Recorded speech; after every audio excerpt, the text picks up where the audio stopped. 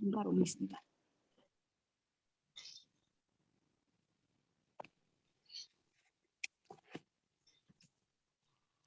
Bismillahirrahmanirrahim. Assalamualaikum warahmatullahi wabarakatuh. Waalaikumsalam warahmatullahi wabarakatuh. Alhamdulillahirabbil alamin wassalatu wassalamu ala asrofil anbiya'i wal mursalin sayyidina Muhammadin wa ala alihi washabi ajmain. Rabbi shrahli sadri wa yassirli amri wahlul 'uqdatam min lisani yafqahu qawli amma ba'du. Alhamdulillah, puji syukur senantiasa kita panjatkan kehadirat Allah Subhanahu wa taala atas limpahan rahmat, taufik, hidayah dan inayahnya pada kita semua, yang mana sampai saat ini kita masih diberikan nikmat Islam, nikmat iman, Islam dan juga kesehatan. Sehingga pada pagi hari ini kita dapat berkumpul bersama dalam taklim rutin mingguan kita. Tak lupa pula sholawat dan salam semoga senantiasa Allah mencurahkan pada junjungan kita Nabi besar Muhammad Shallallahu Alaihi Wasallam beserta keluarga dan juga para sahabatnya, yang mana beliau adalah Nabi yang membawa syafaatnya Allah, dan mudah-mudahan kita selaku umatnya mendapatkan syafaatnya pula di yaumil akhir. Amin amin. Mari kita buka taklim kita pada pagi hari ini dengan mengucapkan basmalah. Bismillahirrahmanirrahim. Selanjutnya saya serahkan kepada Umi Sri untuk memulai memberikan tausiahnya pada pagi hari ini. Silakan Umi. Ya, terima kasih Bu Febi. Assalamualaikum warahmatullahi wabarakatuh. Waalaikumsalam warahmatullahi wabarakatuh. Kaifa halukunna ibu-ibu?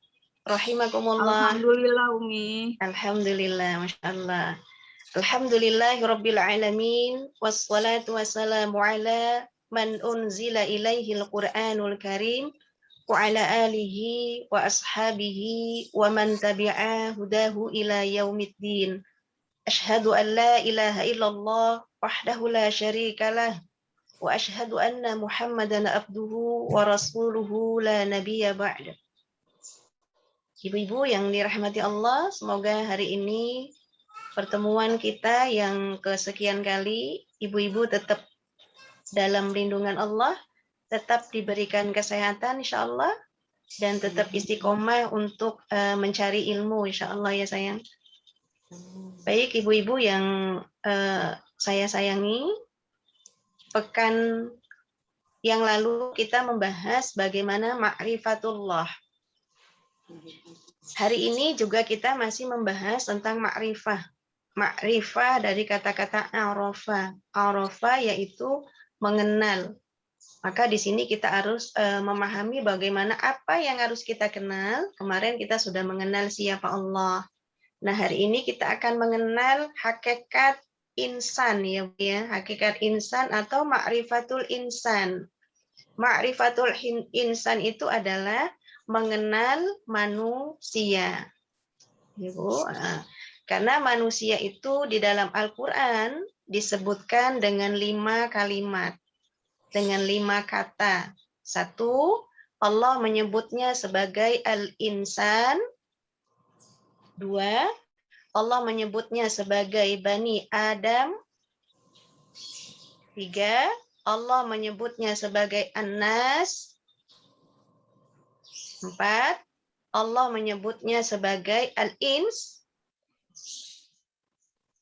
5, Allah menyebutnya sebagai basyara. Ya, jadi 5 kalimat ini sering sekali disebutkan dalam Al-Quran. Dan bagaimana membentuk kita, jati diri kita sebagai manusia dengan beberapa cara. Pahami dulu dari apa kita diciptakan. Pahami dulu untuk apa kita diciptakan, dan pahami dulu kepada siapa kita kembali dan kepada siapa kita untuk beribadah. Ya sayang.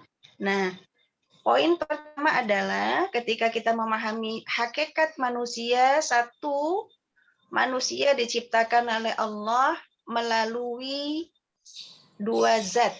Ya sayang, manusia diciptakan oleh Allah melalui dua zat dasar ya sayang, karena tanpa 2 zat dasar tadi yang disebutkan 5 kata atau 5 ucapan dalam Al-Quran tadi, maka tanpa dua zat dasar ini tidak akan terjadinya manusia.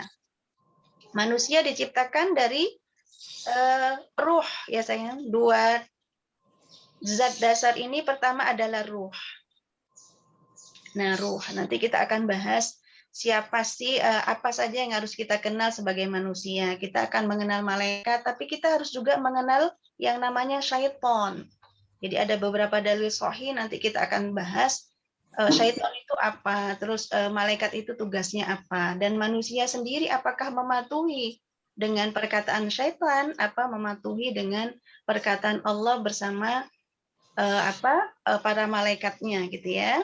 Nah, jadi ruh ini ketika Allah memberitahu dalam Quran surat As-Sajdah ayat 9, di situ menerangkan a'udzubillahi minasyaitonirrajim tsumma sawwahu wa nafakha fihi mir ruhih. Sayang di Al-Quran nanti bisa dibuka Al-Qurannya, tapi dicatat dulu enggak apa-apa. Wa ja'ala lakumus sam'a wal absar wal afidah. Kalimatnya seperti itu. Qalilan ma tashkurun. Jadi kata Allah, kemudian dia menyempurnakan dan meniupkan ke dalam tubuhnya yaitu ruh. Ruh atau ciptaannya, dan dia menjadikan bagi kamu ada kalimat di situ yang namanya basor. Basor ini penglihatan, terus sami' itu masuk dalam pendengaran. Jadi ada waja'ala lakumus sam'a. Berarti aku menjadikan atau dia menjadikan penglihatan ya sayang. Jadi kalimat waja'ala lakumus sam'a, dia menjadikan pendengaran. Lalu kalimat wal basara, dia menjadikan penglihatannya itu.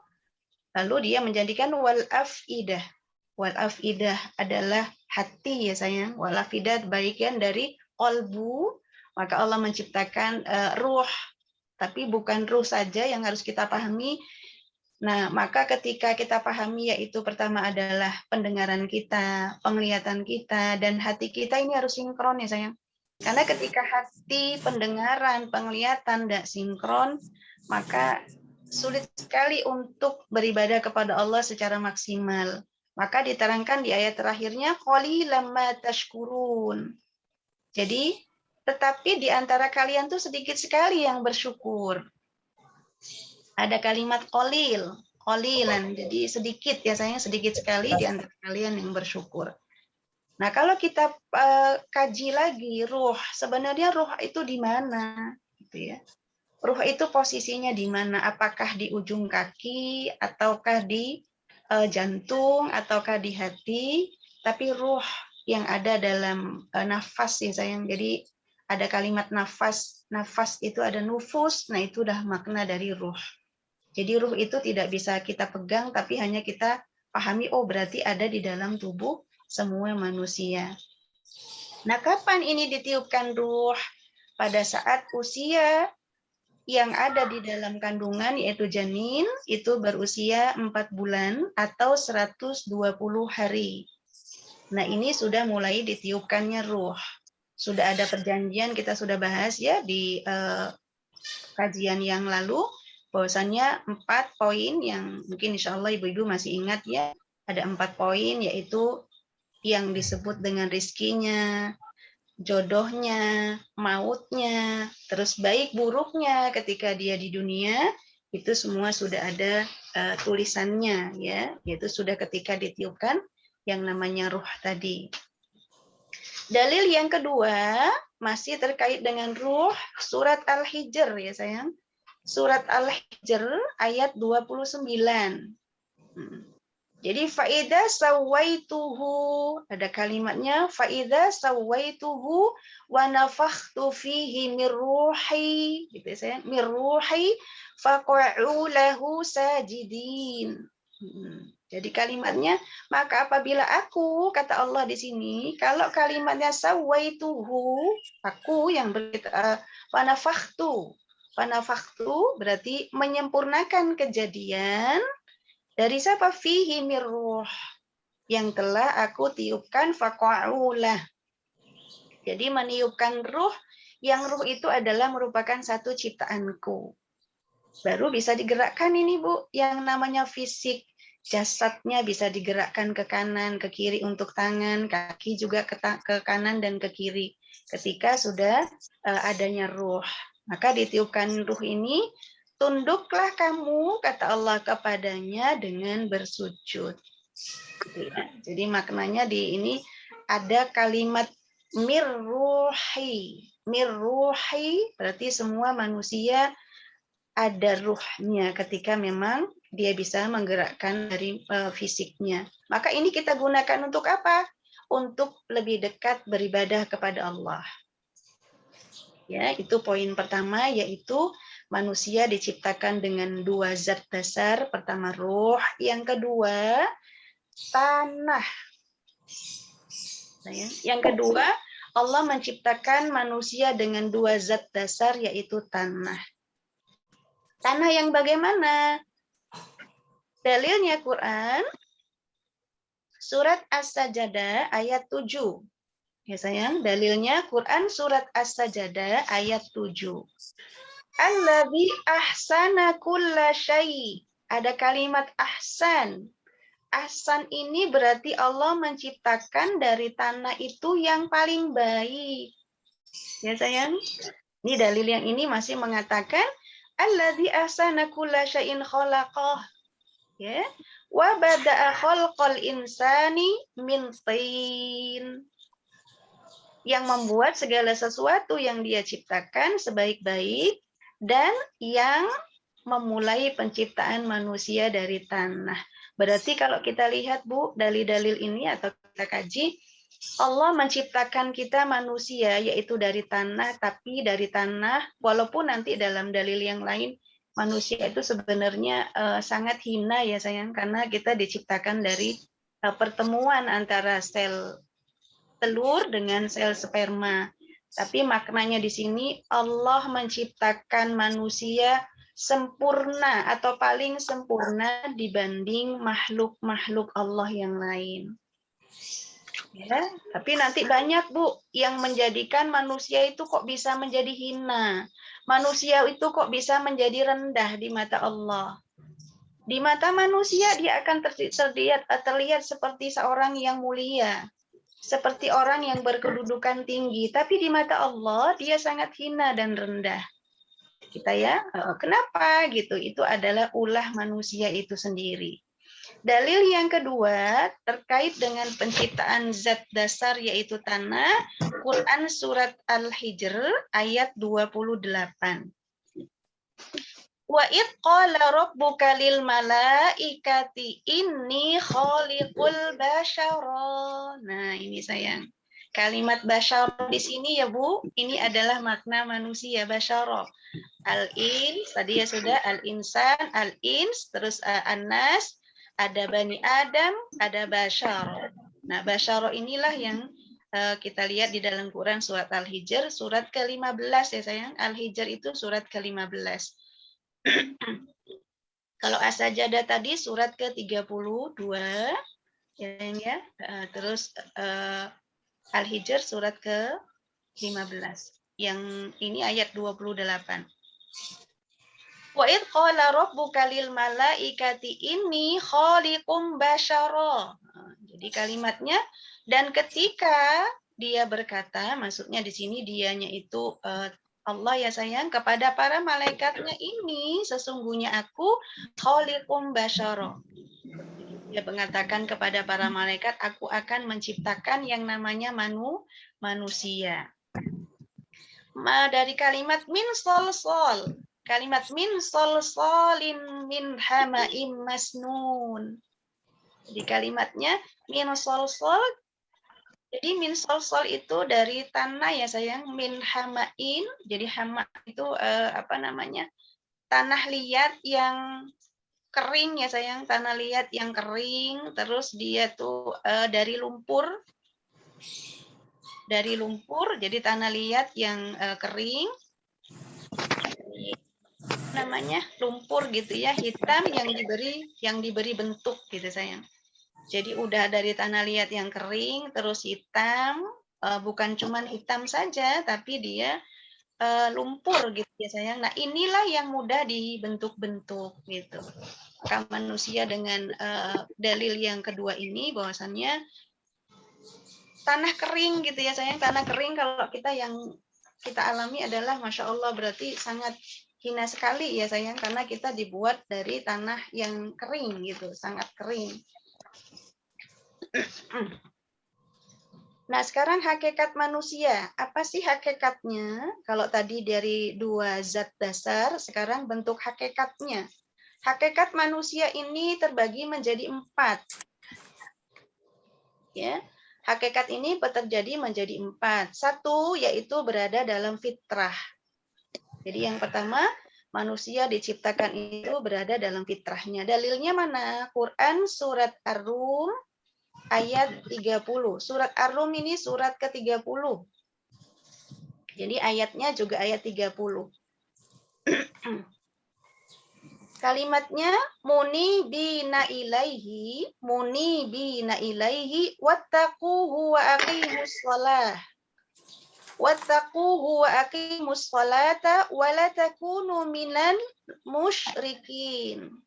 Ya sayang, jadi secara zat kita itu Allah berikan terbagi 4 tadi fitrah ya sayang, kita memiliki fitrah, maka artinya hadapkanlah wajahmu dengan lurus kepada agama Allah.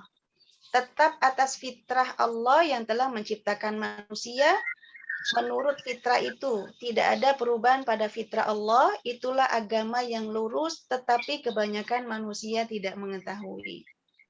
Maka Bu, kita bersyukurlah Bu, ketika Allah menetapkan kita, lahirnya kita dari manusia atau dari ibu atau ayah kita yang agamanya Islam. Ya, jadi kita bersyukur di situ dilahirkan walaupun kita tidak bisa memilih. Artinya tidak bisa memilih, kenapa sih aku tidak dilahirkan dari seorang ibu yang hafal Quran? Kenapa sih aku tidak dilahirkan dari ibu yang mungkin fisiknya seperti orang Arab? Kenapa sih aku dilahirkan kok begini hitam, dan dilahirkan putih gitu misalnya sayang. Nah, ini kalimat-kalimat itu berarti tidak standar dengan fitrah. Yang kita pahami secara fitrah adalah kita merasakan bagaimana, oh iya ternyata aku diciptakan Allah ini hanya untuk apa? Oh, untuk beribadah kepada Allah. Itu secara fitrah sayang. Jadi tujuan kita diciptakan, agama kita tuh cuma Islam loh yang diakui Allah. Maka lakukanlah dengan baik. Fitrah seorang perempuan misalnya, apa sayang? Ini sangat berbeda sekali dengan fitrahnya laki-laki. Manusia itu diciptakan hanya 2 ya sayang, 2 jenis kelamin yaitu laki-laki dan perempuan. Jadi laki-laki juga itu ada fitrah tertentu, perempuan juga ada fitrah tertentu. Ada beberapa poin untuk perempuan yang tidak dimiliki fitrahnya oleh laki-laki. 1, perempuan itu memiliki rahim. Nah, dari rahim itulah nanti akan melahirkan anak-anak yang solih dan solihah. Dari rahim itulah akan melahirkan generasi penerus untuk perjuangan dakwah. Dari rahim itulah nanti akan mengantarkan seorang ibu atau kedua orang tuanya itu masuk ke surga atau neraka. Dari rahim itulah akan menjadikan apakah anak itu menjadi fitnah terbesar kita ketika di dunia atau memberikan manfaat atau syafaat kita di hari akhir. Bagaimana caranya? Nah, itu dari kita atau ibu-ibu sendiri yang bisa memberikan yaitu pembelajaran khusus supaya anak itu menjadi anak yang solih dan solihah. Karena ibu adalah sebagai madrasah bagi anak-anaknya. Maka rahim ini kita harus jaga betul sayang. Makna rahim. Rahim dari kata rohama. Rohama, rohima, yaitu maknanya membawa. Ya sayang, maka ada kalimat silaturahim, ada kalimat silaturahmi. Kalau silaturahim berarti ada hubungan nasab di situ. Ya sayang, ada kalimat rohama tadi membawa. Maka orang yang sedang ada janin di dalam rahimnya, itu tidak akan pernah ditinggalkan, Bu, rahimnya. Pasti akan dibawa kemanapun, karena kalimatnya rohama, yaitu membawa. Apa yang dibawa? Sebuah yang bernilai besar di sisi Allah. Ya, maka dari dalam kandungan pun sudah dibacakan ayat-ayat Al-Quran, diajak komunikasi dengan hal-hal baik, ucapan kita lakukan ucapan-ucapan dengan lisan yang baik ketika berbicara kepada siapapun. Supaya apa? Anak itu bisa mendengar. Karena maaf sayang, ketika anak itu lahir, pertama kali bukan melihat, tapi mendengar. Ya sayang, mendengar dulu dia. Pandangan tuh masih kosong sayang kalau bayi. Kalau dia tertawa sendiri, apa itu bisa jadi dia lagi bercengkrama dengan malaikat atau sedang melihat, artinya ghaib ya sayang, sifatnya kalau anak itu ketawa sendiri atau apa gitu ya. Tapi pada dasarnya dia hanya mendengar. Awal lahir itu mendengar. Itu fitrah untuk perempuan atau wanita. Yang kedua, menyusui. Nah, fitrah yang kedua adalah menyusui. Ini tidak dimiliki oleh laki-laki. Kenapa menyusui? Karena dengan menyusui inilah akan timbul kasih sayang. Akan timbul yang kalimat kita sering ucapkan ketika orang-orang akan menikah menikah, dalam kondisi menikah itu selalu kita sebutkan sakinah, mawaddah, warahmah. Ada kalimat mawaddah, maudud. Jadi orang-orang atau wanita-wanita yang maudud ini adalah wanita-wanita penghuni surga, di mana di dalamnya itu penuh dengan kasih sayang. Karena di dalam surga tuh tidak ada, Bu, marah-marah. Tidak ada lagi yang saling dendam, tidak ada. Maka kalimatnya ada kalimat sakinah, mawaddah, warahmah. Mawaddah. Jadi ada maudud. Jadi maudud itu makdud gitu ya sayang. Maknanya adalah berkasih sayang. Maka menyusui adalah itu bentuk yang Allah berikan keterpautan antara hati anak dengan ibunya. Ya, maka kadang-kadang Bu, kalau anak jauh itu kerasa ya Bu, kalau ya Allah kenapa ini ya, ada apa dengan anak gitu. Kok kita merasa badan tidak enak gak nih anak? Kadang-kadang oh iya anak kita sedang tidak kondisi sehat gitu ya, tapi sedang dalam kondisi sakit gitu. Itu yang kedua. Yang ketiga, melahirkan. Ya sayang, yang ketiga melahirkan. Melahirkan ini pun tidak dimiliki oleh laki-laki. Ya Bu, jadi melahirkan ini tidak dimiliki oleh laki-laki. Jadi sungguh berat pengorbanan seorang ibu dengan melahirkan. Maka kata Rasulullah, siapa yang kamu hormati pertama kali adalah ibumu, kedua ibumu, ketiga ibumu, masih dikatakan ke ibumu, yang keempat baru bapakmu. Makna di sini berarti sungguh mulia Allah angkat derajat seorang ibu karena dengan dia melahirkan ini akan membuat anak-anak itu menjadi baik nantinya insya Allah ya. Nah kalau yang keempat adalah kasih sayang ya Bu. Kasih sayang ini beda dengan kasih sayangnya yang diberikan oleh seorang laki-laki. Contoh misalnya ketika anak itu bangun malam saja. Kadang-kadang si bapaknya masih tidur, kita sudah terbangun. Yang terbangun artinya untuk mengkondisikan anak ini sedang pup atau enggak. Anak ini menangis kenapa ataukah haus. Ada sifat kasih sayang yang Allah berikan melalui seorang ibu.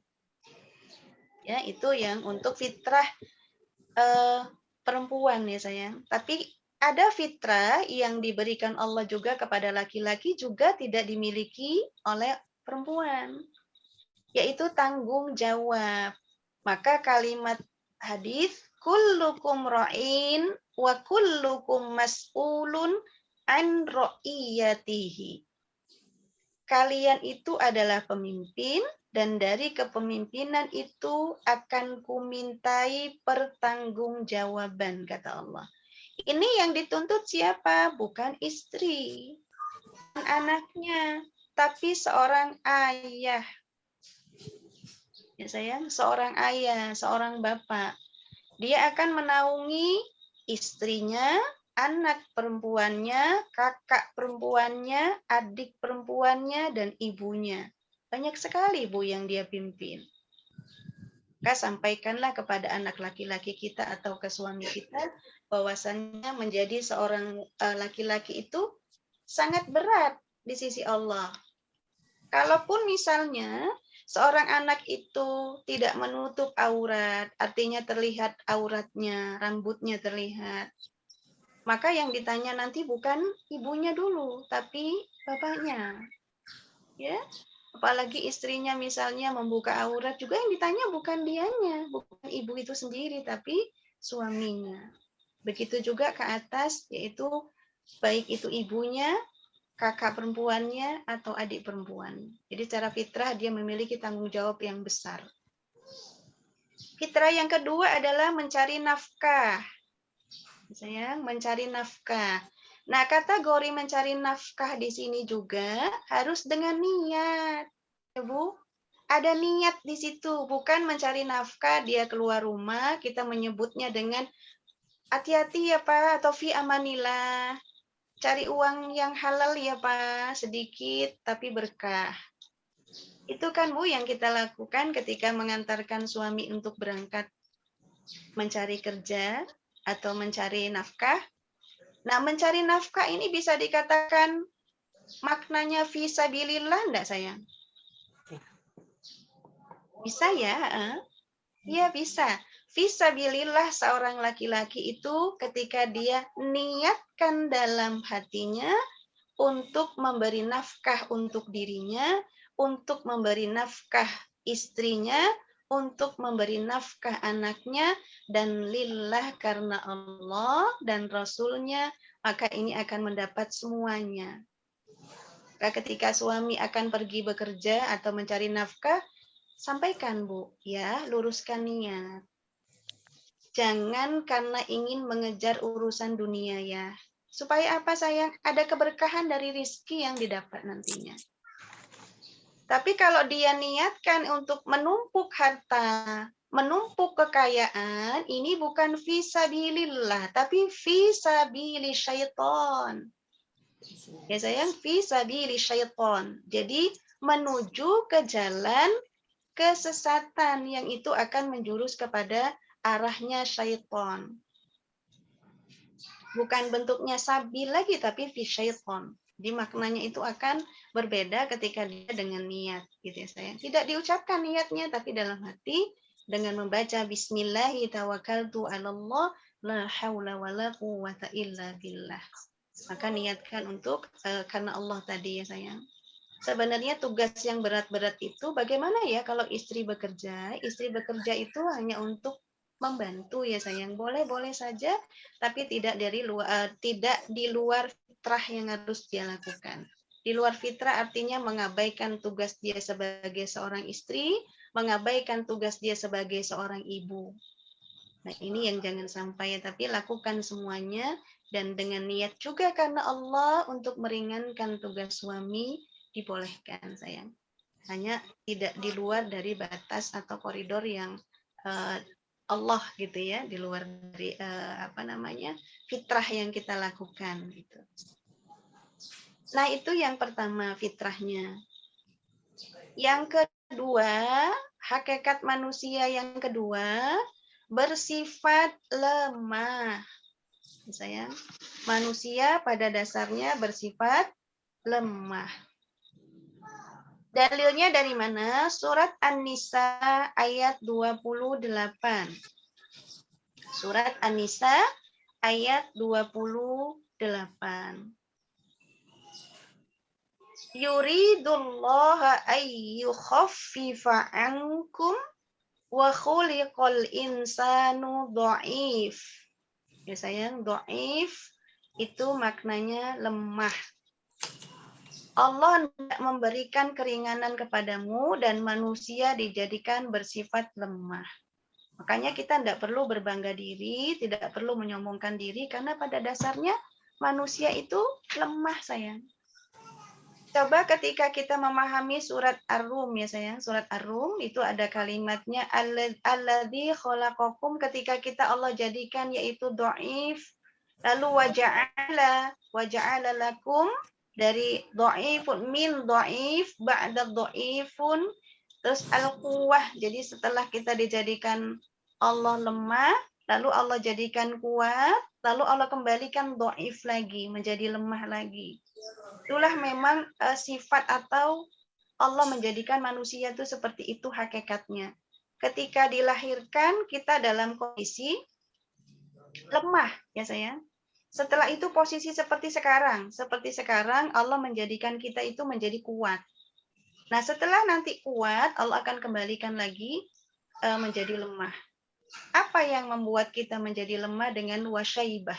Ada kalimat wasyaibah, yaitu uban.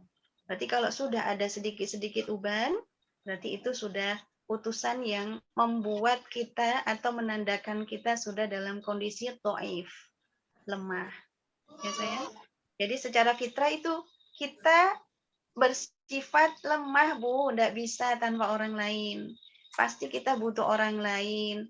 Mau misalnya ke pasar, misalnya tidak bisa, kita butuh orang lain. Karena tanpa orang lain kita tidak bisa. Masa kita yang beli, kita yang jual, ya Bu, pasti kita ke pasar itu ada orang yang menjual. Kita menjadi pembelinya. Berikut juga di rumah, kita masak sendiri, makan sendiri, kan ya Bu, kita memasak, pasti ada yang mau makan.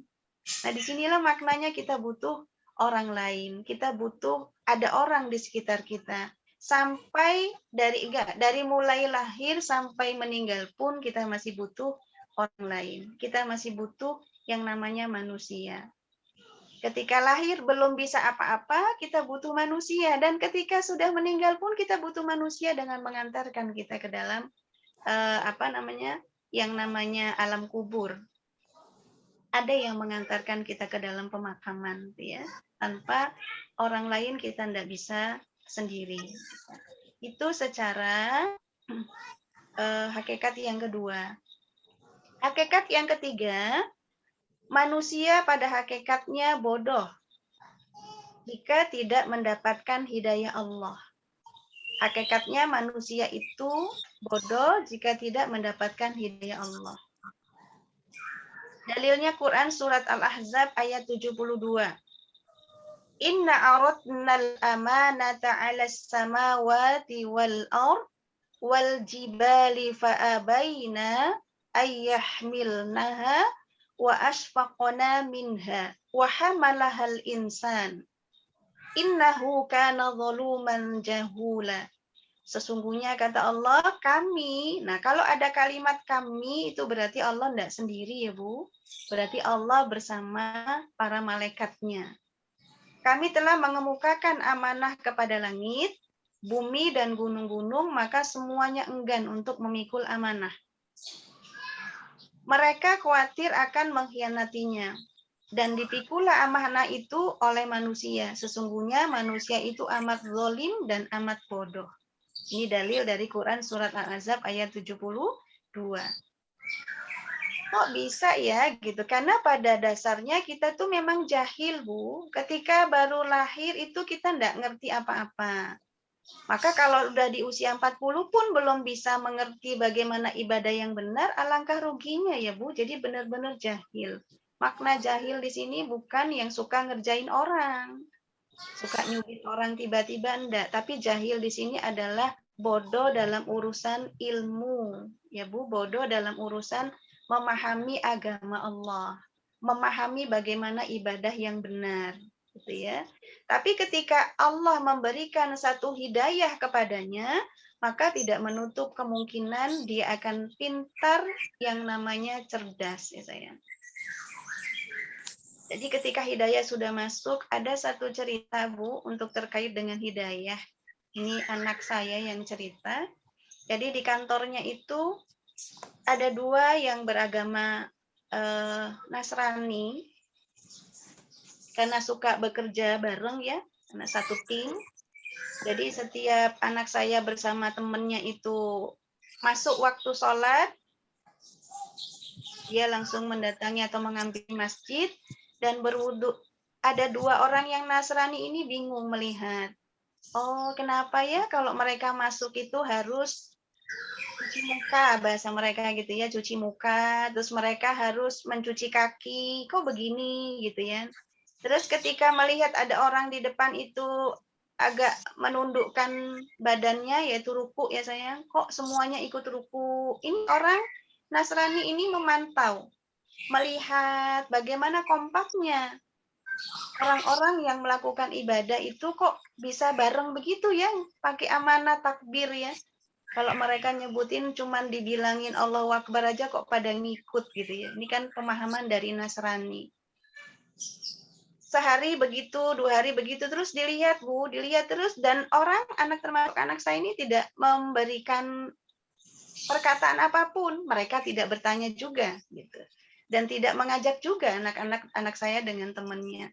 Lama-kelamaan mereka sendiri yang bertanya, haruskah ya ketika mau ibadah itu cuci muka? Mereka tidak paham dengan wudhu ya Bu, mereka tidak paham dengan kalimat syarat untuk sahnya sholat itu dengan berwudu gitu. Lalu lama-lama, oh iya harus cuci muka dan cuci kaki. Kenapa? Karena kita akan menemui yang namanya yang menciptakan kita manusia. Masa sih kita dalam kondisi kotor gitu ya. Nah, dari hari ke hari itu Masya Allah Bu, dengan berkat hidayah Allah, 2 Nasrani tadi itu masuk Islam Bu. Ya, Masya Allah. Nah ini hidayah.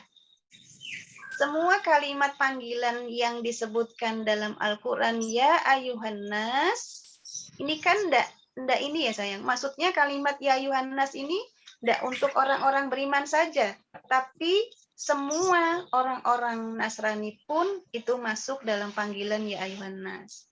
Kecuali ada panggilan ya ayyuhalladzina amanu. Kalau kita mau lihat sayang di dalam Al-Quran, panggilan ya ayyuhalladzina amanu, ini ditujukan di dalam Al-Quran. Kalau Ibu mau mencatat, boleh sayang. Di dalam Al-Quran panggilan ya ayyuhalladzina amanu, di Quran surat Al-Baqarah ada 11 ayat. Ya, di Quran surat Al-Baqarah ada 11 ayat. Di Quran surat Ali Imran ada 7 ayat. Di Quran surat An-Nisa ada 10 ayat.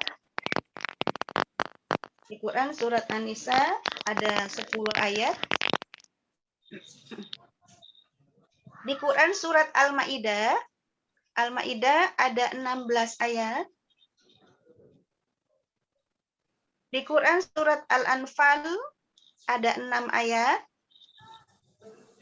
Di Quran surat At-Taubah ada 6 ayat. Di Quran surat An-Nur ada 3 ayat. Di Quran surat Al-Ahzab ada 7 ayat. Di Quran surat Muhammad ada 2 ayat. Di Quran surat Al-Hujurat ada 5 ayat. Di Quran surat Al-Hadid ada 1 ayat. Al-Hadid 1 ayat. Di Quran surat Al-Mujadilah ada 3 ayat. Di Quran surat Al-Hasyr ada 1 ayat. Di Quran surat Al-Mumtahanah ada 3 ayat. Di Quran surat As-Saff ada 3 ayat. Di Quran surat Al-Jumu'ah ada 1 ayat. Di Quran surat Al-Munafiqun ada 1 ayat. Di Quran surat At-Taghabun ada 1 ayat. Quran surat At-Tahrim ada 2 ayat. Jadi kalau panggilan orang-orang yang beriman supaya kita tidak dikategorikan dengan orang-orang yang jahil ya sayang, dengan orang-orang yang bodoh, pahami dari ayat-ayat tadi. Nah, gitu ya, pahami dari masing-masing ayat. Jadi kalau total seluruhnya dari Al-Baqarah sampai surat At-Tahrim sudah tadi ya sayang, At-Tahrim yang terakhir tadi 2 ayat ya. Jadi di total itu ada sekitar 88 ya sayang, 88 ayat panggilan indah panggilan mesra dari Allah Sang Pencipta bagi hamba-hambanya yang beriman kepadanya. Maka panggilannya kalimat ya ayyuhalladzina amanu. Tapi kalau panggilannya ya ayuhan nas, maka panggilan itu semuanya, termasuk orang beriman ataupun orang yang tidak beriman. Ya. Nah, supaya apa? Supaya kita tidak menjadi orang-orang yang bodoh. Nanti dicek ya sayang, benar enggak? Di Al-Baqarah tadi ada 11 ayat. Ya, nah, Umi nggak sebutkan, tapi ibu-ibu yang mencari nanti ya. Nah, yang ketiga sayang. Yang ketiga, beribadah hanya kepada Allah. Ini secara hakikat. Hakikat yang ketiga, beribadah hanya kepada Allah. Dalilnya dari mana? Dari Quran.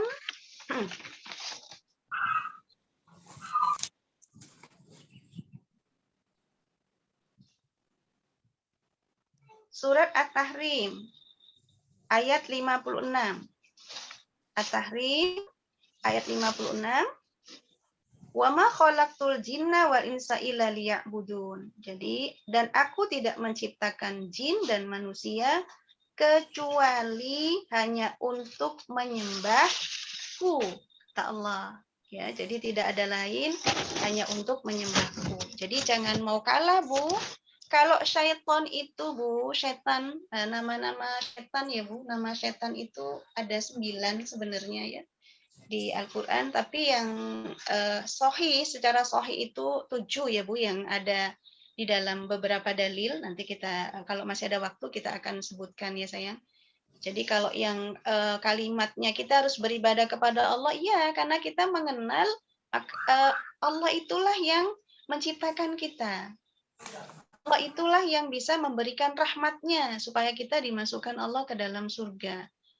Kalau kita mengenal Allah dengan baik dan kita memahami penciptaan malaikat itu juga dengan baik, dan kita lebih pahami lagi bahwasannya semua manusia itu ada malaikat kanan dan kiri, rakit-atid yang siap mencatat kondisi baiknya kita ataupun buruknya kita dari perbuatan kita selama kita hidup di dunia. Gitu ya sayang. Nah, kalau kita melihat dari kisah-kisah dari para sahabat yang bagaimana dia sangat serius untuk beribadah kepada Allah, ini Masya Allah luar biasa. Nah, itu tadi yang keempat. Jadi yang keempat hanya beribadah kepada Allah. Kalau kita tidak sabar, maka setan akan mempengaruhi, gitu ya sayang. Karena setan itu jelatannya atau jebakan ya sayang, maknanya itu jebakan iblis ya. Jebakan iblis itu terbagi menjadi 6 sayang. Maka supaya kita tetap beribadah kepada Allah, Ibu harus paham dulu nih, jebakan iblis itu apa saja. Ya. Jebakan iblis itu apa saja yang membuat manusia itu nggak beribadah kepada Allah. Poin pertama, jebakan iblis itu adalah syirik. Ya sayang, syirik. Jadi jebakan iblis itu menjebak, ini menurut Imam Ibnu Qayyim ya sayang. Ini menurut Imam Ibnu Qayyim, jebakan atau bentuk ranjau iblis itu terbagi menjadi 6. Ada 6 pintu bagaimana iblis itu menjerumuskan kita. Satu, dengan syirik. Kenapa dengan syirik? Karena iblis tahu sayang, karena iblis tahu ketika atau jika kita terperosok ke dalam kesyirikan, maka amalnya terhapus. Itu pinternya syaitan tadi, Bu. Pinternya setan atau iblis tadi, ketika kita sudah masuk dalam jebakannya, maka ibadah yang kita lakukan akan menjadi sia-sia. Ibadah yang kita lakukan sudah tidak ada nilainya lagi di sisi Allah. Itu pinternya jebakan iblis tadi. Jadi yang pertama kali poinnya adalah syirik. Syirik itu perbuatannya, musyrik adalah orangnya. Ya, musyrik adalah orangnya. Kalau yang pertama ini tidak bisa dia lakukan, masih kuat posisinya, karena kita benar-benar iyyaka na'budu wa iyyaka nasta'in. Ya, iyyaka na'budu wa iyyaka nasta'in-nya kita itu betul-betul hanya kepada Allah, maka dia lakukan yang kedua. Syirik nggak bisa dia lakukan ranjau yang kedua, tidak jadi gini, mengerjakan sesuatu yang tidak ada contoh, Bu. Ya, yang kedua, melakukan sesuatu ini ranjau ya sayang. Ranjau yang kedua, melakukan sesuatu yang tidak ada contohnya dari Rasulullah. Ini ranjau yang kedua. Jadi Allah bentuknya diranjau gitu ya dengan yang kedua. Kita supaya apa? Supaya enggak mematuhi apa perintah Allah. Jadi melakukannya udah mulai halus, Bu. Kalau syirik kan kayaknya enggak nih, mendatangi dukun kayaknya enggak lah. Kalau orang-orang beriman itu sudah menyadari tidak ada yang kalimat la ilaha illallah, tiada Tuhan selain Allah ini sudah baku. Enggak bisa lagi dirubah. Kalau orang-orang yang beriman akan memahami itu betul gitu ya. Dia tidak akan berani lagi untuk melakukan syirik kesyirikan. Tapi digeser lagi untuk yang lebih baik gitu ya, lebih baik. Maaf sayang, ini suaranya agak Meresek ya Umi. agak merasa nggak apa-apa ya, tapi kedengaran ya. Iya Umi. Ya alhamdulillah. Jadi kalau kesyirikan ini sudah nggak mampu, dia agak sedikit halus lagi nih Bu menggoda tadi. Jadi kita diajak untuk melakukan hal-hal yang tidak ada contohnya dari Rasulullah gitu, mulai mendatangi kuburan, meminta kepada orang-orang yang berada di makam, mendatangi kuburan atau makam para wali, mendatangi pohon-pohon besar gitu. Ini kan syirik sih syirik, tapi mulai dia selipkan dengan yang tidak ada tuntunannya dari Rasulullah. Ya, agak ini tuh dilembutin oleh syaitan tadi.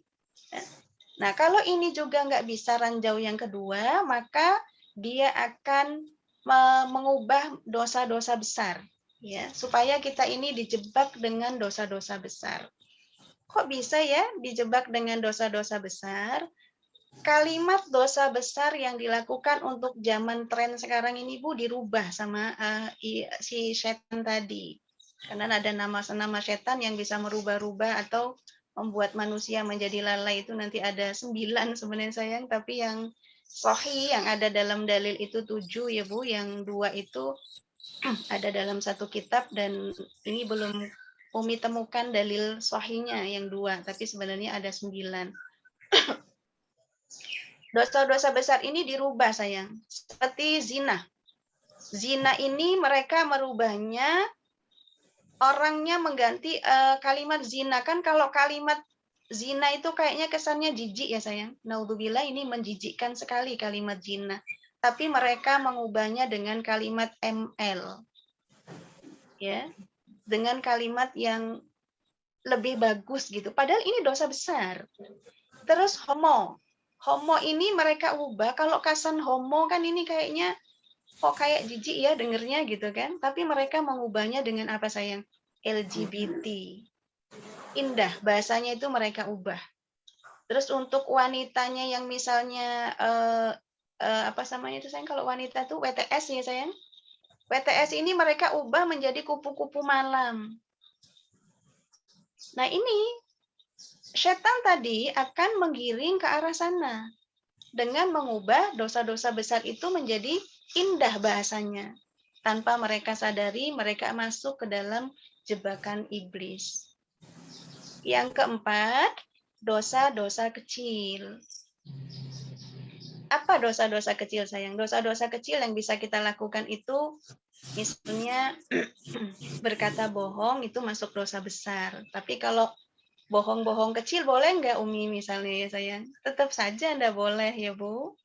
Atau berbicara yang nggak baik gitu kan. Makan dengan tangan kiri, minum dengan tangan kiri. Hal-hal kecil, jadi kalau diibaratkan para ulama itu seperti musafir nih sayang. Musafir singgah dalam satu tempat karena mereka akan menuju ke perjalanan berikutnya dan harus menginap di situ, mereka akan membuat atau menumpuk kayu-kayu. Jadi kayu 1, 2, sampai kayu itu tinggi, lalu dibakarlah kayu itu, dan apinya makin membesar. Itulah ibaratnya sayang, kalau melakukan dosa-dosa kecil. Dosa kecil dari kesyirikan juga banyak. Ada yang mengatakan kalau kupu-kupu masuk ke dalam rumah, ini nanti akan ada tamu. Nah, ini juga masuk bagian dosa-dosa kecil yang masuk dalam kesyirikan tanpa kita sadari. Giginya lepas, mimpi misalnya. Giginya lepas, tanggal, maka ini akan diartikan, oh berarti ada saudaranya yang mau meninggal. Kejatuhan cicak, berarti ada bala nanti yang bisa menjatuhkan kita. Terus apalagi banyaklah kalimat tatoyur ya sayang, kata-kata tatoyur atau kita memahami dengan hal-hal yang mistik itu termasuk bagian dosa-dosa kecil yang kita akan tumpuk-tumpuk seperti musafir yang membuat api unggun atau kayu bakar yang ketika sedikit maka api itu akan kecil, tetapi ketika tumpukan kayu itu banyak maka akan membesarlah api. Itu sama juga diibaratkan dosa-dosa kecil yang kita lakukan terus-menerus maka akan menjadi besar. Ya. Itu yang keempat tadi ya sayang ya. Sekarang yang kelima mubah. Jadi setan itu menggeser lagi. Kalau ini nggak mempan juga, hamba-hamba Allah ini sudah mau mendekati posisi ikhlas ya sayang, mukhlis. Orang-orang yang ikhlas ini nggak akan bisa diganggu oleh setan. Maka dia menggeser, dosa kecil nggak bisa, syirik nggak bisa, dosa besar nggak bisa, dia lakukan dengan cara mubah. Ya sayang, dia lakukan dengan cara mubah. Apa mubah? Boleh gitu ya sayang, maknanya boleh. Jadi dibuat berlebihan semuanya walaupun boleh. Makan berlebihan gitu kan. Terus ngobrol berlebihan apa sayang? Contoh ngobrol berlebihan. Kalau ini ngobrol berlebihan enggak ya sayang? Ini insya Allah kita taklim. Yang dikatakan ngobrol berlebihan itu misalnya ini walaupun enggak ketemu, apalagi lagi PPKM begini, dari masa pandemi, ngobrol melalui HP. Nah, nggak jelas ngobrol bisa sampai 2 jam. Nah, ini termasuk juga hal mubah. Ini cara setan, Bu. Cara setan mengarahkan kita menjadi membuat banyaknya waktu-waktu yang kita lakukan dengan kelalaian. Maka ada 3 ya sayang kriteria orang kalau menurut Abu Darda, tapi kita selesaikan ini dulu. Jadi yang berlebihan itu tadi sayang. Terus membuang-buang waktu gitu kan. Membuang waktu artinya banyak nonton TV. Ini hal-hal yang sia-sia nih. Main HP, ini termasuk hal mubah. Boleh, nonton TV boleh. Tapi kalau sudah berlebihan, maka ini termasuk gerakan atau jebakan dari para syaitan atau iblis tadi. Yang terakhir, yang keenam, amalan yang kecil. Amalan yang kecil inilah akhirnya kita melupakan amalan yang besar. Jadi amalan-amalan yang kecil aja yang kita terus lakukan ya Bu. Tapi kita melupakan amalan-amalan yang besar. Senyum itu amalan kecil. Ya sayang, senyum, kalimat tabasumuka dalam dalil tabasumuka fi wajahi akhika sodako. Senyum di hadapan saudaramu adalah sodako. Kita lakukan terus. Tapi kita melupakan bentuk silaturahim kita. Silaturahim kita abaikan bentuk yang itu menjadikan amalan besar kita. Jadi menurut Ibnu Qayyim ini 6 jebakan setan yang iblis lakukan melalui 6 pintu ini. Jadi kalau kita memahami supaya apa sayang? Supaya kalimat hakikat secara tadi yang kita pahami, 4 tadi, yang keempat adalah beribadah kepada Allah, kita bisa lakukan dengan maksimal. Ya sayang? Nah sekarang kita beritahu lagi bahwasannya ada beberapa jenis manusia dalam Al-Quran. Kalau tadi kan nama-nama manusia.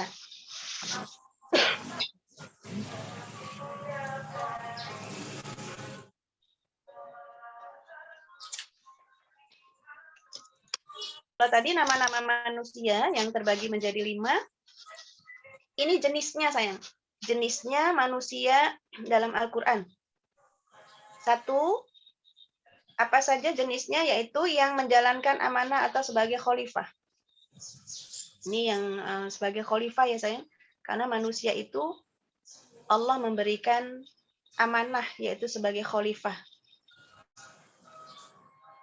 Dari khalifah ini kita memahami menjadi beberapa poin ya sayang. Ada beberapa poin. A, karena dia sebagai khalifah, maka ia bukanlah penguasa bumi sebenarnya.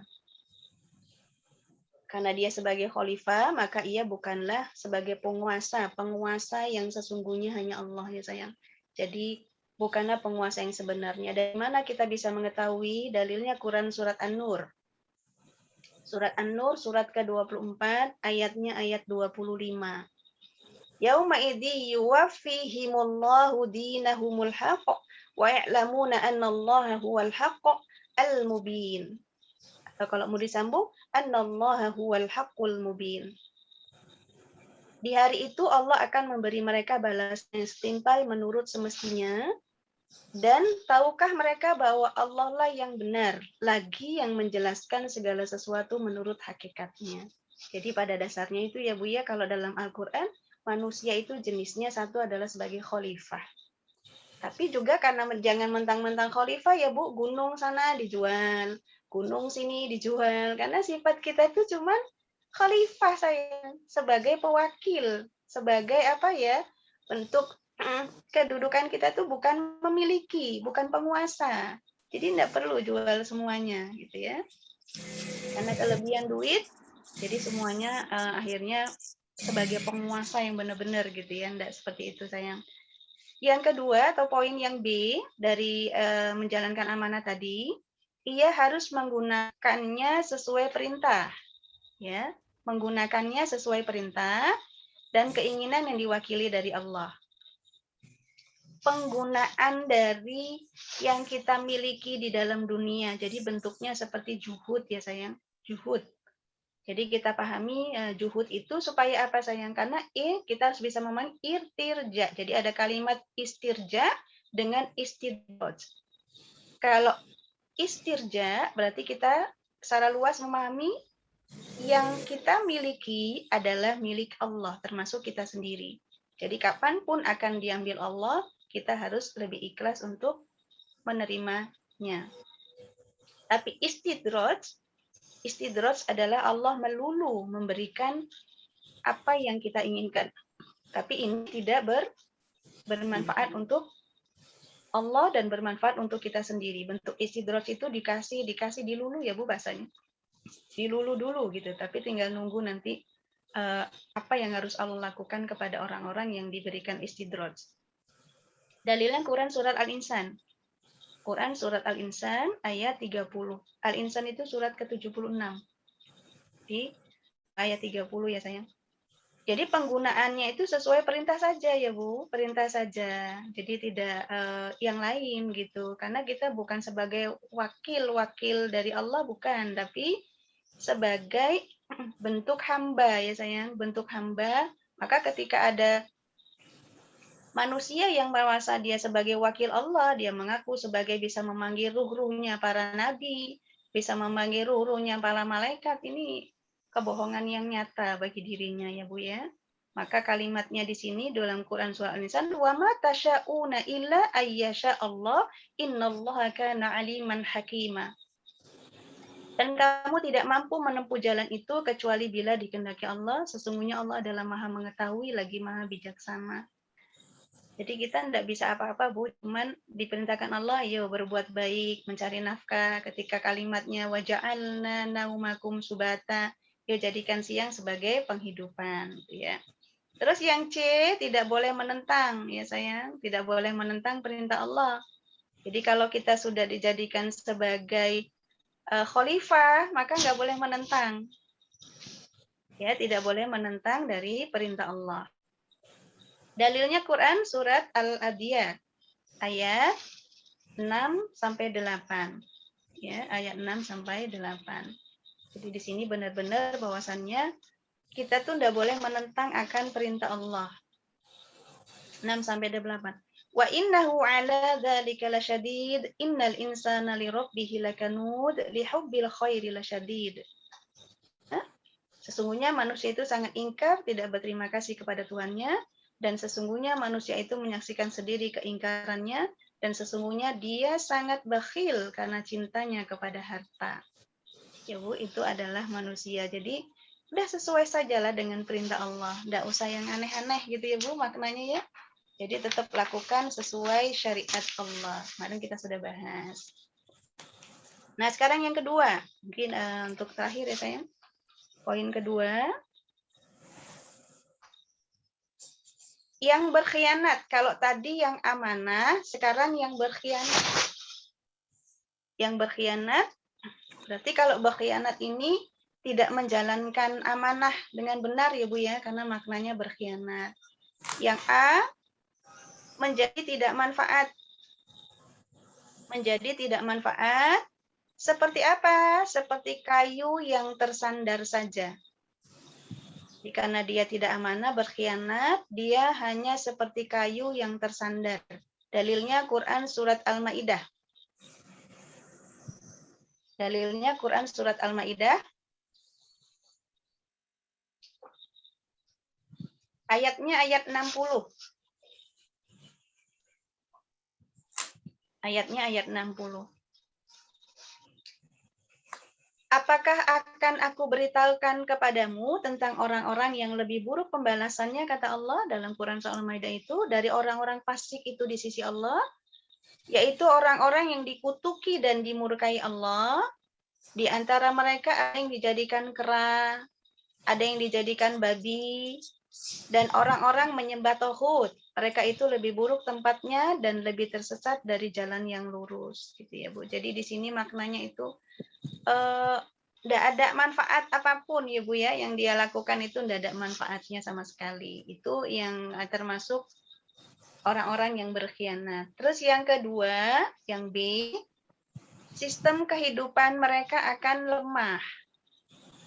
Ya karena dia berkhianat tadi Bu, maka sistem kehidupan mereka akan menjadi lemah. Seperti apa? Seperti sarang laba-laba. Maka orang-orang yang nggak dekat sama Allah itu Bu, dia akan gemerusung. Apa sih bahasa gemerusung itu ya? Nggak tenang jiwanya itu. Terjadi sesuatu pada dirinya, dia malah mengeluh. Malah ya, naudzubillah, kadang kalimat-kalimat yang baik itu keluar dari lisannya. Gitu. Kenapa? Karena memang dia tidak dekat kepada Allah. Jadi sistem kehidupannya lemah ya sayang, seperti laba-laba. Dalilnya Quran surat Al-Ankabut. Surat Al-Ankabut ayat 41. Dalilnya Quran surat Al-Ankabut ayat 41. Mathalul ladzina takhadhu min dunillahi awliya'a kamathalil ankabut. Ittakhadh baita wa inna awhanal buyuti labitul ankabut law kanu ya'lamun. Perumpamaan orang-orang yang mengambil pelindung-pelindung selain Allah karena berkhianat tadi adalah seperti laba-laba yang membuat rumah, ya sayang. Dan sesungguhnya rumah yang paling lemah ialah rumah laba-laba karena mereka kalau mereka mengetahui. Jadi maksudnya itu yang paling lemah itu adalah sarang laba-laba ya sayang. Maka kalau orang-orang yang kehidupannya itu dengan sistem yang lemah, maka seperti sarang laba-laba. Kenapa? Karena berkhianat kepada Allah. Allah juga tidak akan membantu orang-orang yang memang berkhianat. Ya Bu ya. Terus yang C atau yang berikutnya tadi, yang orang-orang berkhianat, hati mereka keras, ya Bu. Hati mereka keras dari zikrullah. Hati mereka keras dari zikrullah, dari mengingat Allah. Dan membaca Al-Quran seperti batu. Jadi hati mereka itu keras. Orang-orang yang berkhianat itu hati mereka menjadi keras. Atau seperti batu ya sayang, suruh baca Quran, tidak mau, suruh zikir. Maka kalau orang-orang yang sakit itu, dia akan mudah sekali ketika dia beriman kepada Allah dengan istighfar. Dengan kalimat subhanallah, walhamdulillah, wa la ilaha illallah, wallahu akbar. Tapi ketika orang-orang yang berkhianat kepada Allah, dia sangat sulit sekali untuk berzikir kepada Allah. Ya sayang. Nah ini kita hati keras ini tidak berzikir kepada Allah. Nanti kita catat ya sayang dalilnya, ini kelewat, tidak kelupaan ini dalilnya. Nah berarti di sini apa maknanya sayang? Ketika tidak memahami, bisa kita ambil dari surat Ali Imran yang ayat 190. Ya sayang, untuk dalil ininya bahwasannya ingatlah aku, gitu kan maknanya, ingatlah aku ketika posisi berdiri, duduk, ataupun berbaring. Di ayat 190-nya. Ya, kita bisa ambil di situ. Nah, akibatnya mereka ini sangat sulit sayang mendapatkan kelezatan iman itu sangat sulit kalau orang-orang yang berkhianat tadi. Sulit sekali. Mereka nggak akan merasakan yang namanya ibadah itu menjadi nikmat. Terus mereka nggak akan merasakan ibadah itu adalah satu bentuk kebutuhan. Kenapa? Karena mereka sangat bodoh dan tidak mengenal Allah secara benar, walaupun menurut mereka, mereka adalah seorang yang pandai, sayang. Seorang yang pandai, seseorang yang Masya Allah mungkin gitu ya, yang luar biasa dalam ilmunya, luar biasa dalam penjabarannya, gitu kan. Nah, jadi kita harus Masya Allah lebih memahami lagi. Nah, kalau kita lihat bahwasannya, oh maaf sayang Umi, kemarin itu ada mencatat 3 doa ya saya mumpung ingat.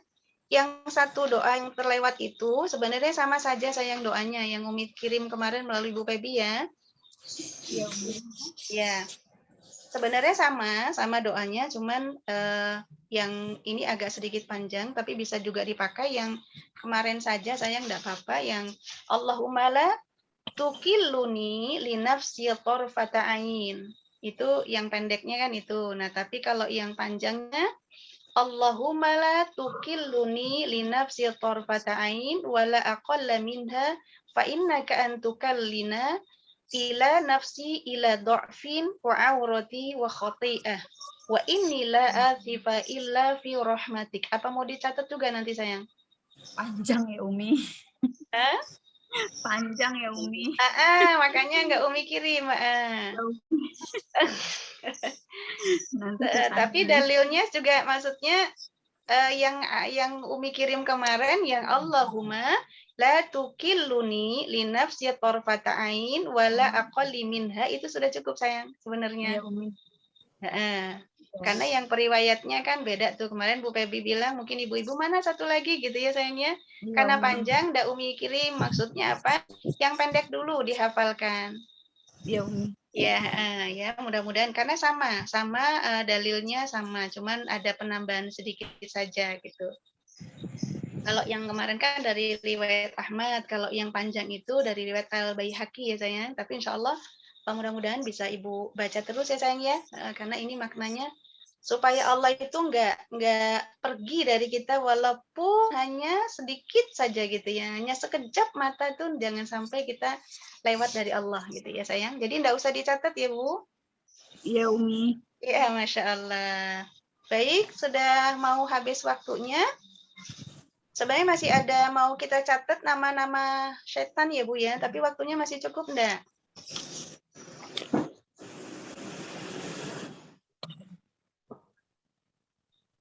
Jadi jenis manusia di Masih dalam cukup, Al-Quran Umi. itu 2 ya Umi. Apa sayang? Jenis-jenis manusia itu poinnya 2 ya Umi yang di dalam Al-Quran. Khalifah sama yang berkhianat itu ya Umi. Iya, khalifah sama yang berkhianat. Tapi sebenarnya masih ada lagi yang kalau misalnya kita pahami tadi kan poin-poin itu ada tiga ya sayang dari masing-masing. Tapi juga manusia itu yang ketika sulit mendapatkan kenikmatan dari iman, walaupun menurut dia itu sangat pandai, ini ada juga yang menyatakan di dalam Al-Quran itu seperti keledai. Ya, sayang, manusia ini yang tidak bermanfaat. Yang tidak bermanfaat, manusia seperti keledai yang membawa kitab. Ya, manusia seperti keledai yang membawa kitab, dalilnya Quran surat Al-Jumu'ah ayat 5 ya sayang. Banyak ya Bu yang ditulis hari ini, pegel ya Bu ya. Masya Allah. Tidak apa-apa sayang, jadi mengikat ilmu itu dengan menulis ya Bu ya. Iya, salah satunya dengan menulis. Supaya apa? Insya Allah menjadi saksi juga nanti Bu, pena yang Ibu pakai untuk mendapatkan ilmu, buku tulis yang Ibu pakai untuk menulis ilmu, itu juga akan menjadi saksi kita di hari akhir insya Allah ya. Jadi ketika dia merasa berkhianat tadi nggak manfaat, maka dalilnya ada lagi yang seperti keledai. Manusia itu seperti keledai yang membawa kitab tadi sayang, Quran surat Al-Jumu'ah ayat 5. Al-Jumu'ah ini surat ke-62.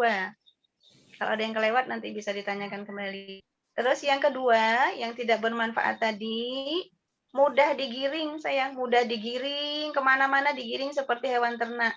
Apa kata orang ke sana, apa kata orang ke sini. Dia nggak teguh pendirian, ya Bu. Tanpa tanpa dia ketahui dasar yang jelas, apa kata orang ikut aja. Jadi takliknya itu taklik buta, nggak jelas, nggak berdasarkan ilmu. Ini di dalam Quran surat Al-A'raf, sayang. Quran surat Al-A'raf ayat 179. Untuk yang bisa digiring ke sana kemari, monggo ke sana, yuk ke sana ke sana. Bahkan ada yang ikut-ikut pengajian yang naudzubillah, sayang, kata dia sudah dekat sekali dengan Allah, akhirnya dia enggak sholat. Karena Allah tuh katanya sudah ada di hatinya. Nah, ini yang ngikut ke sana kemari itu dalilnya ini, sayang. 179 Quran surat Al-A'raf, ya. Yang berikutnya, yang ketiga berarti ya, yang termasuk orang-orang yang nggak manfaat, itu menjijikkan seperti anjing.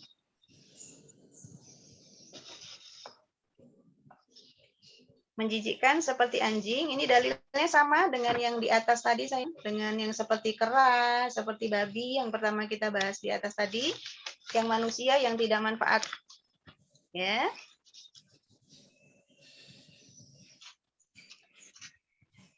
Ada ya? Nah, terus berikutnya lincah, licik. Lincah, licik seperti monyet. Ini yang tidak manfaat. Lincah atau licik ya, sayang, makanya licik. Kalau licik itu bukan cerdas sebenarnya, tapi dia licik. Ini Quran surat Al-Maidah ayat 60, yang sama tadi, ada di Al-Maidah ayat 60. Nah, poin yang kelima juga sama, raku seperti babi. Ini juga di Al-Maidah ayat 7, ayat berapa tadi, sayang? 60 ya. Nah, gitu. Nah, itulah kita pahami bahwasannya hakikat manusia.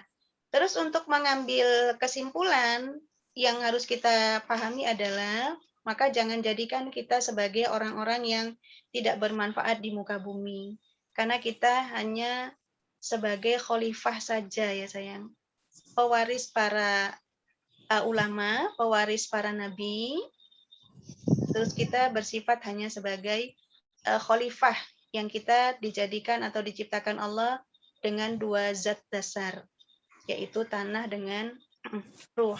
Sayang, nanti kita bahas bagaimana perjalanan ruhnya. Mungkin itu yang bisa kita pelajari hari ini. Kalau ada yang kurang jelas atau ada yang ingin ditanyakan, monggo, sayang.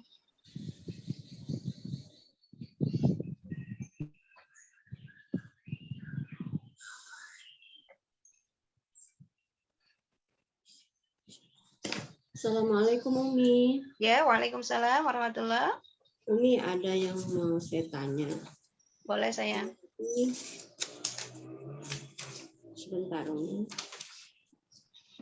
Fitrah laki-laki, cara tanggung jawab. Ya. Ini anak, istri, ibu, saudara-saudari perempuannya, dan mencari nafkah. Nah, yang saya tanya, sampai batas mana seorang bapak bertanggung jawab terhadap anak perempuannya atau anak laki-lakinya setelah mereka menikah? Tanggung jawabnya sudah pindah ke suami. Nah, apakah anak perempuan yang sudah menikah masih tetap ditanggung jawabi oleh orang tua? Begitu Umi maksudnya. Oh iya, Masya Allah, pertanyaannya cukup bagus sekali, sayang. Jadi kita lihat dalil dulu, ketika seorang ibu atau orang tua memiliki anak 3 perempuan, terus akan Allah bangunkan rumah di surga ketika bisa mengantarkannya sampai ke pernikahan. Terus ada seorang sahabat yang bertanya, bagaimana kalau hanya 2 ya Rasulullah? Ya, 2 juga. Bagaimana kalau 1 ya Rasulullah? Ya, kalau 1 pun juga. Nah, ketika kita bisa mengantarkan anak perempuan kita sampai menikah, maka tanggung jawab kita itu bukan putus artinya Enggak, untuk nasihat ya Bu ya, kalau masalah tanggung jawab memang kepatuhan seorang anak, perempuan terutama, itu bukan kepada ibunya atau kepada ayahnya, tapi sudah kepada orang tua. Tapi tanggung jawab ibu sebagai penasehat ini tetap Bu. Ya, tetap harus kita lakukan walaupun anak perempuan kita sudah menikah. Karena memang Bu, beberapa dalil kita harus pahami, anak perempuan itu kalau sudah menikah maka dia akan patuh kepada suami. Tapi kalau anak perempuan, anak laki-laki, dia akan tetap patuh kepada ibu. Karena anak laki-laki itu masih tetap milik ibunya. Jadi maknanya anak laki, anak perempuan tidak ada kata putus untuk masalah nasihat ya Bu ya. Kalau untuk tanggung jawab secara moral itu kita selesai karena sudah mengantarkan anak perempuan sampai ke jenjang pernikahan. Itu sudah bagian dari tugas suaminya. Nah, tapi untuk bentuk nasihat kepada anak perempuan tetap kamu harus jadi anak yang soleha, kamu harus jadi istri yang baik. Kita ambil contoh para istri-istri Nabi, misalnya sayang, kita ambil contoh para perempuan-perempuan yang kategori termasuk orang yang seperti Asia, istrinya Fir'aun, seperti Masitoh, yang harum makamnya. Nah, kita bisa ambil contoh seperti itu. Jadi yang kita lakukan bukan tanggung jawab secara materi ya Bu, atau apa, tapi yang kita lakukan adalah dengan nasihat. Ini nggak akan pernah putus sayang. Bisa Bu? Yang saya maksud adalah tanggung jawabnya itu dari sisi perbuatan. Misalkan seorang anak laki-laki yang sudah menikah, dia berbuat baik, beramal soleh, atau dia melakukan maksiat, apakah ada imbasnya pada orang tua? Oh, Masya Allah. Iya. Ada Bu, imbasnya ketika sebelum menikah, kita sudah tidak mengarahkan seorang anak laki-laki ke arah ibadah. Misalnya kita tidak mengajarkan, naudzubillah sayang, tidak mengajarkan anak itu sholat, tidak mengajarkan anak itu untuk berpuasa. Intinya tidak mengajarkan anak itu berbuat baik, maka ini kena imbas ke ibunya atau ke orang tua. Tapi ketika anak itu sudah kita ajarkan dengan ibadah yang baik, apapun itu, baik itu puasa, sholat, beramal sholih, membaca Quran misalnya, anak itu melakukan satu kebaikan-kebaikan ini juga berimbas Bu kepada orang tuanya, akan mendapatkan pahala dari kebaikan anak itu sendiri. Ya. Terus ketika misalnya nih Bu, kita sudah lakukan kebaikan, kita sudah berikan contoh-contoh yang baik perbuatan kita, atau kita sudah ajarkan deh dengan cara ibadah, dalam perjalanan pernikahan, naudzubillah ya sayang, mudah-mudahan tidak terjadi, perjalanan si anak itu akhirnya tidak beribadah lagi kepada Allah misalnya, naudzubillah. Ini tidak ada efek bagi orang tuanya. Ya, jadi nggak berimbas. Kenapa? Karena kita sudah mengajarkan dia untuk melakukan kebaikan. Kalau bentuk nasihat tetap sayang, tapi untuk imbasnya enggak kena lagi. Gitu ya. Seperti itu Bu mungkin jawabannya. Jadi imbasnya tetap. Iya, imbasnya tetap ada sayang. Kalau kita pernah mencontohkan kebaikan, mengajarkan kebaikan-kebaikan, itu akan berefek ke kita, imbasnya kita akan mendapatkan pahala. Ya, walaupun tidak diniatin dari anak kita sendiri. Misalnya anak itu melakukan sodakoh misalnya, itu akan mengalir juga pahalanya ke ibu. Insya Allah sayang. Gitu ya. Nah. Begitu Bu jawabannya maksudnya? Ya, Masya Allah. Ya, Alhamdulillah. Ada lagi yang lain? Umi, Ya. nanya juga itu soal tanggung jawab laki-laki, Umi tipenya laki-laki. Kalau seandainya seorang bapak, Umi, udah nasihatin anak perempuannya untuk berhijab, gitu, menutup aurat. Terus anaknya masih belum mau menutup aurat, terus dia ternyata Allah duluan gitu anaknya itu. Itu apa bapaknya masih tanggung jawab, Umi? Padahal bapaknya udah menyarankan gitu, Umi. udah menyuruh anaknya itu untuk menutup hijab, untuk berhijab, tapi anaknya masih belum mau berhijab, Umi. Iya, Itu Masya gimana? Allah. Nah, ketika sudah diajak atau dinasehati ya Bu, namanya orang tua pasti sayang kepada anaknya. Ternyata nasihat itu masih belum diterima oleh anaknya. Maka ketika anaknya meninggal dunia, itu dosa sudah diambil sendiri oleh anak itu. Jadi tidak ada dosa lagi bagi orang tua, Oh, bagi gitu ya. ayahnya. Kenapa? Karena sudah dinasehati sayang. Iya. Nah, nanti tidak ada tuntutan di hari akhir ketika seorang anak masuk ke dalam neraka, ayahnya masuk ke dalam surga misalnya, ini tidak ada panggilan lagi. Kenapa kamu tidak ada pertanyaan dari malaikat? Oh, kamu masuk neraka, ayah kamu masuk surga. Nanti anak itu akan berkata, saya dulu sudah diberikan nasihat, sudah diperintahkan untuk berhijab, tapi saya mengabaikan dari nasihat orang tua saya. Jadi ini tidak digeret atau dibalik. Poinnya maksudnya anak itu tidak dipindah ke dalam surga dan ayah tidak dipindah ke dalam neraka. Karena apa? Di dunia sudah disampaikan kebaikan-kebaikannya. Itu sayang intinya. Iya, Umi. Iya. Yang lain Ibu? Ada yang bertanya lagi? Saya Umi. Oh, ya, Mbak Iya Diana, sayang, silakan, silakan. Mbak Diana. Ya, ini saya mau tanya yang tadi ini, entah saya nggak dengar kali ya Umi, yang Ya. melakukan sesuatu yang tidak ada contoh dari Rasulullah, Mm. yang setan tadi apa iblis menggoda manusia ya. Nah itu kalau kita melakukan sesuatu yang tidak ada contoh dari Rasulullah itu dalam hubungannya sebagai ibadah kan, apakah kita ketika melakukannya kita dosa itu Umi? Oh iya, Masya Allah. Iya sayang, itu ada kaitannya dengan ibadah. Ya, dan kalau kita melakukannya pasti dosa. Seperti tadi yang Umi contohkan, kita mendatangi ke pemakaman dan kita minta wasilah. Oh. Kita mendatangi pemakaman, kita minta wasilah. Walaupun pemakaman atau kuburan itu kuburan orang soleh sekalipun ya sayang. Ya.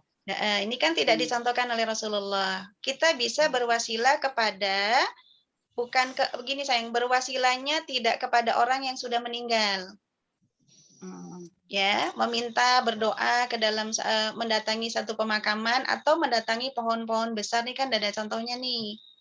Nah, kita bisa berwasilah atau meminta kepada Allah sesuai dengan amal soleh kita boleh, Ibu.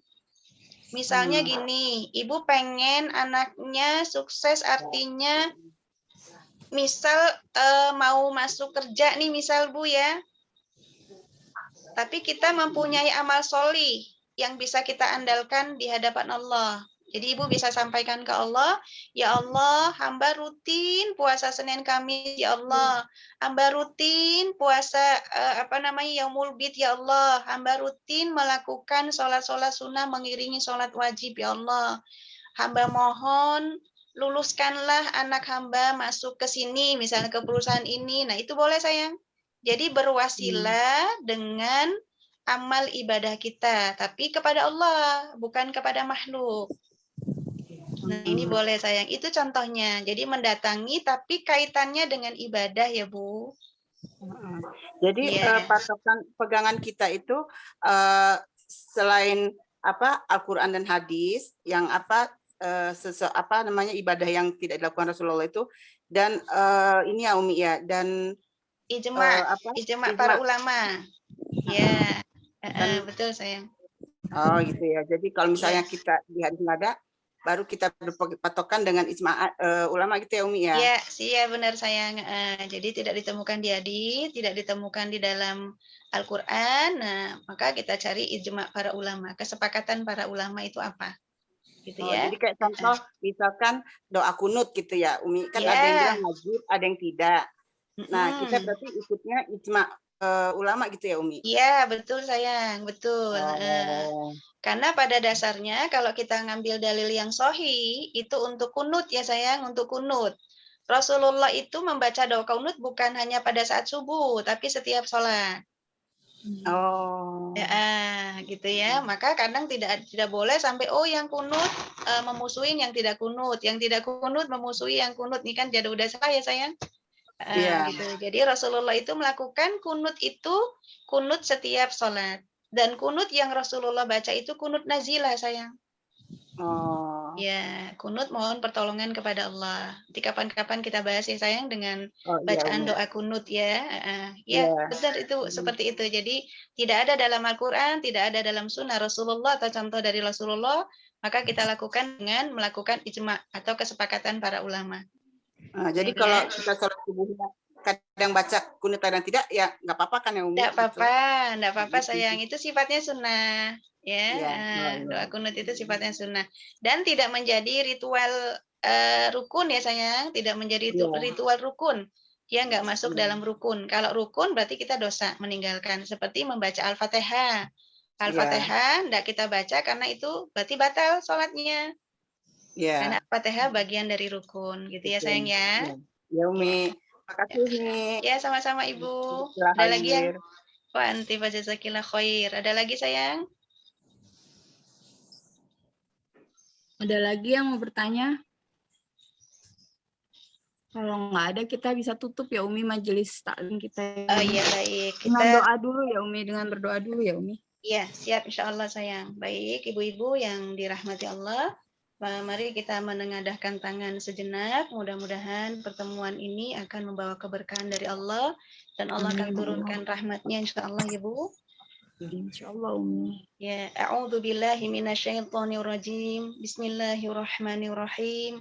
Hamdan yuwafi ni'amahu wa yukafi majidah. Ya Rabbana lakal hamdu wa lakal syukru kama yanbaghi li jalali wajhikal azimi sultanik. Allahumma shalli ala Muhammad wa ala ali Muhammad. Allahumma inna nas'aluka lisanan ratiban bi dzikrik wa qalban maf'uman bi syukrik wa badanan hayyinan layyina bi ta'atik. Allahumma inna nas'aluka imanan kamila wa nas'aluka ilman nafi'a wa nas'aluka dinan qayyima wa nas'aluka al-afiyata min kulli baliyah hatta la nakhafu wa la narju khairak wa la fadhudi syai'a sawak. Khususan Majelis Taklim Al-Hijrah dan untuk majelis taklim yang lain. Allahumma inna na'udzubika minal baras wal junun wal judhami wa min sayyi'il asqam. Allahumma innana na'udzubika minal baras wal junun wal judhami wa min sayyi'il asqam. Allahumma innana na'udzubika minal baras wal junun wal judhami wa min sayyi'il asqam. Rabbana atina fid dunya hasanah wa fil akhirati hasanah wa qina adzabannar. Subhana rabbika rabbil izzati amma yasifun wa salamun alal mursalin walhamdulillahi rabbil alamin. Ya, Masya Allah, Alhamdulillah, mudah-mudahan bermanfaat untuk ibu-ibu semua, mudah-mudahan selalu dalam lindungan Allah dan selalu tetap semangat dan mudah-mudahan Allah memberikan kita kesehatan, dijauhkan dari bala, dari segala penyakit yang sekarang lagi mewabah ya sayang. Mudah-mudahan Allah tetap teguhkan keimanan kita, walaupun yang membolak-balikan hati manusia adalah Allah. Mungkin itu aja yang bisa kita pelajari hari ini. Mudah-mudahan bermanfaat dan mudah-mudahan kita juga selalu istiqomah untuk terus meningkatkan ibadah kita kepada Allah ya sayang. Amin. Ya, kita termasuk hamba-hamba Allah yang Allah ridhoi, hamba-hamba Allah yang digolongkan masuk surga tanpa hisab insyaallah. Amin ya rabbal alamin. Mungkin itu dulu ya Bu pertemuan kita hari ini. Cukup sampai di sini. Allahu a'lam bishawab. Assalamualaikum warahmatullahi wabarakatuh. Waalaikumsalam warahmatullahi wabarakatuh. Terima kasih Umi jazakallahu khair untuk waktunya. Kita tutup majelis hari ini dengan membaca hamdalah dan doa kifaratul majelis. Alhamdulillahirabbil alamin. Allahumma wa bihamdika Asyhadu an la ilaha illa